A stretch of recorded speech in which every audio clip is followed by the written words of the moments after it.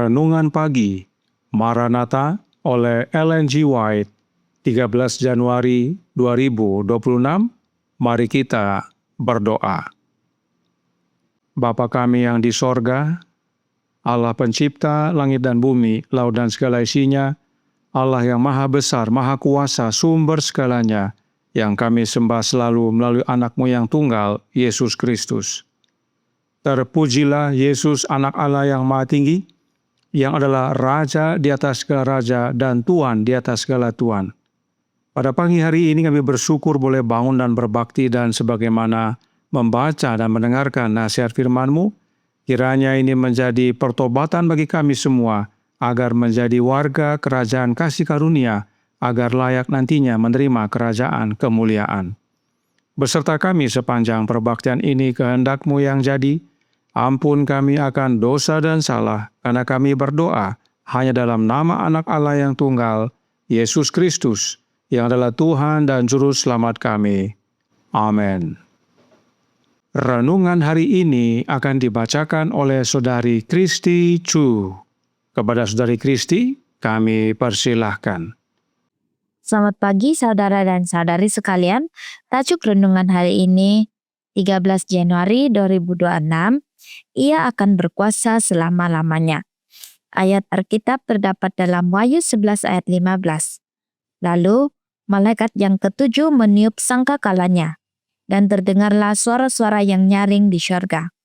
Katanya, pemerintahan atas dunia dipegang oleh Tuhan kita, dan Dia yang diurapinya. Dan Ia akan memerintah sebagai Raja sampai selama-lamanya. Kedatangan Kristus untuk memulai pemerintahan kebenaran telah menginspirasi ungkapan-ungkapan paling luhur dari para penulis suci. Sang pemazmur menyanyikan tentang kuasa dan keagungan Raja Israel. Biarlah langit bersukacita dan bumi bersorak-sorai di hadapan Tuhan. Sebab Ia datang untuk menghakimi bumi. Ia akan menghakimi dunia dengan keadilan dan bangsa-bangsa dengan kesetiaannya. Mazmur 96 ayat 11 hingga 13. Nabi Yesaya berkata, Ia akan meniadakan maut untuk seterusnya.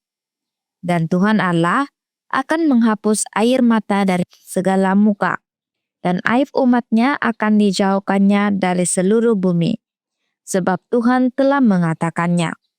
Yesaya 25 ayat 8. Ketika Juru Selamat akan berpisah dari murid-muridnya, Ia menghibur mereka dengan janji kedatangannya kembali. Janganlah gelisah hatimu, percayalah kepada Allah, percayalah juga kepadaku. Di rumah Bapakku banyak tempat tinggal. Aku pergi ke situ untuk menyediakan tempat bagimu. Dan apabila aku telah pergi ke situ dan telah menyediakan tempat bagimu, aku akan datang kembali dan membawa kamu ke tempatku, supaya di tempat di mana aku berada, kamu pun berada. Yohanes 14 ayat 1 hingga 3. Para malaikat yang tinggal di Bukit Zaitun setelah kenaikan Kristus mengulangi janji itu kepada murid-murid.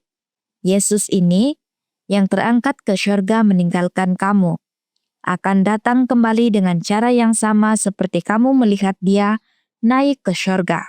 Kisah Para Rasul 1 ayat 11. Rasul Paulus berbicara oleh roh inspirasi, bersaksi, sebab pada waktu tanda diberi, yaitu pada waktu penghulu malaikat berseru dan sangkakala Allah berbunyi, maka Tuhan sendiri akan turun dari syurga dan mereka yang mati dalam Kristus akan lebih dahulu bangkit. 1 Tesalonika 4 ayat 16. Nabi Yohanes di Patmos berkata, Lihatlah, Ia datang dengan awan-awan dan setiap mata akan melihat Dia. Wahyu 1 ayat 7. Tentang kedatangannya berkumpul segala kemuliaan dari pemulihan segala sesuatu, seperti yang difirmankan Allah dengan perantaraan nabi-nabinya yang kudus di zaman dahulu. Kisah Para Rasul 3 ayat 21. Maka pemerintahan jahat yang panjang akan dipatahkan Pemerintahan atas dunia akan dipegang oleh Tuhan kita dan Dia yang diurapinya. Dan Ia akan memerintah sebagai Raja sampai selama-lamanya. Wahyu 11 ayat 15. Demikianlah bacaan renungan pagi hari ini. Tuhan Yesus memberkati. Terima kasih atas penatalanan Saudari Kristi. Tuhan Yesus memberkati. Selamat pagi saudaraku dalam Tuhan. Roh Nubuat berkata dalam Patriarchs and Prophets halaman 763 paragraf 1 yang berbunyi, Sang Pewahyu menantikan masa ini ketika ia berkata, pemerintahan atas dunia dipegang oleh Tuhan kita dan Dia yang diurapinya, dan Ia akan memerintah sebagai Raja sampai selama-lamanya. Wahyu 11 ayat 15. Konteksnya dengan jelas menunjukkan kapan hal ini akan terjadi. Dan semua bangsa telah marah, tetapi amarahmu telah datang, dan saat bagi orang-orang mati untuk dihakimi, dan untuk memberi upah kepada hamba-hambamu, nabi-nabi dan orang-orang kudus, dan kepada mereka yang takut akan namamu, kepada orang-orang kecil dan orang-orang besar, dan untuk membinasakan barang siapa yang membinasakan bumi. Ayat 18. Kemudian, pada saat penghakiman terakhir, pemberian upah kepada orang benar dan hukuman kepada orang jahat, kerajaan Kristus akan ditegakkan. Ketika semua yang menentang kedaulatan Kristus telah dimusnahkan, kerajaan-kerajaan dunia ini menjadi kerajaan Tuhan kita dan Kristusnya. Maka, Yesus akan menjadi Raja atas segala raja dan Tuhan di atas segala Tuhan. Dan saat dikatakan Kristusnya atau His Christ, artinya Dia yang diurapi Bapa. Sebab Kristus artinya yang diurapi, dan yang mengurapi Kristus adalah Bapanya. Oleh sebab itu, penjelasan ini menolong kita memahami makna ayat inti renungan pagi hari ini yang berkata dalam Wahyu 11 ayat 15.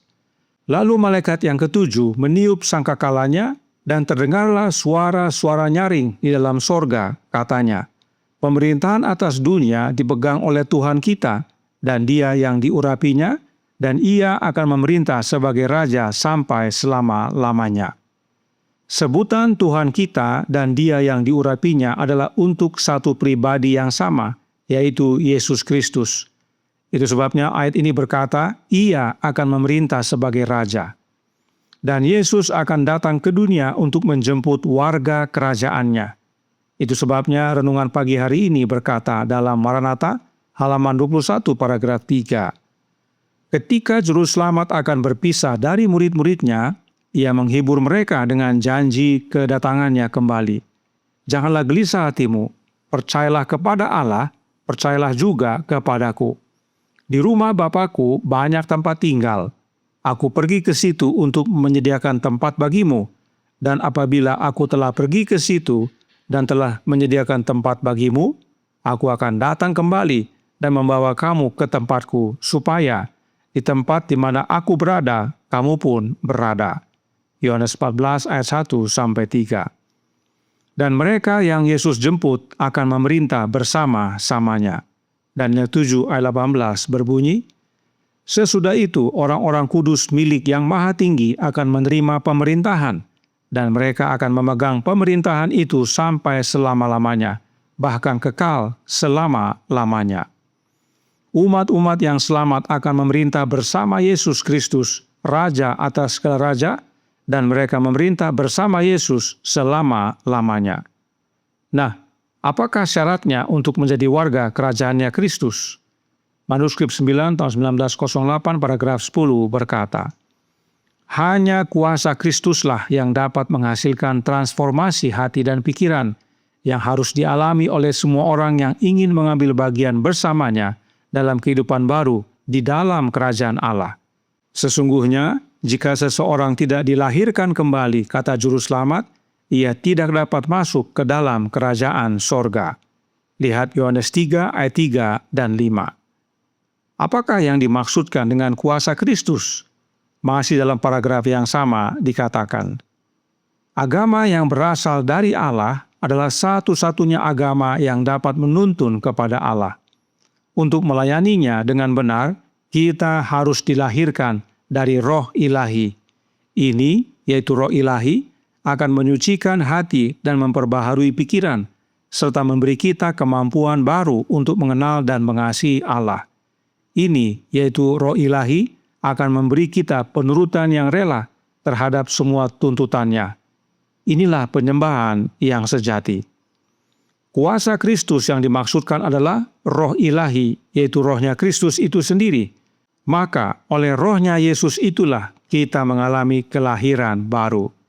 Inilah yang disebut kerajaan kasih karunia, dan menjadi warga kerajaan kasih karunia adalah syarat utama untuk menjadi warga kerajaan kemuliaan, di mana Tuhan kita, yaitu Dia yang diurapi Bapa, menjadi Raja, memerintah selama-lamanya. Karena itu, terimalah rohnya, agar kita menjadi warga kerajaan kasih karunia sekarang. Tuhan memberkati, saya bawa dalam nama Yesus. Amin. Mari kita berdoa. Bapa kami yang di sorga, Allah pencipta langit dan bumi, laut dan segala isinya, Allah yang maha besar, maha kuasa, sumber segalanya, yang kami sembah selalu melalui anak-Mu yang tunggal, Yesus Kristus. Terima kasih atas pekabaran yang menguatkan pada pagi hari ini, pekabaran vital, yaitu Yesus akan memerintah selama-lamanya, dan Dia akan menjemput warganya yang setia, agar turut memerintah bersama Dia selama-lamanya. Dan syarat untuk menjadi warganya adalah dengan menerima kuasa ilahi, roh ilahi, yaitu rohnya Kristus. Maka kami akan menjadi warga kerajaan kasih karunia, dan itulah syarat untuk menjadi warga kerajaan kemuliaan. Karenanya tolong kami ya Bapa, suruhlah roh anak-Mu ke dalam hati kami, dan biarlah kami semua yang percaya membuka hati, sehingga Kristus bertahta dalam hati kami. Kami pun menjadi warganya dalam kerajaan kasih karunia, dan begitu Dia datang kedua kali menjemput kami semua, agar kami dapat tinggal bersama Dia, di mana Dia berada, kami pun berada. Beserta kami sepanjang hari ini, kehendak-Mu yang jadi, ampun kami akan dosa dan salah, karena kami berdoa hanya dalam nama anak Allah yang tunggal, Yesus Kristus, yang adalah Tuhan dan Juru Selamat kami. Amin.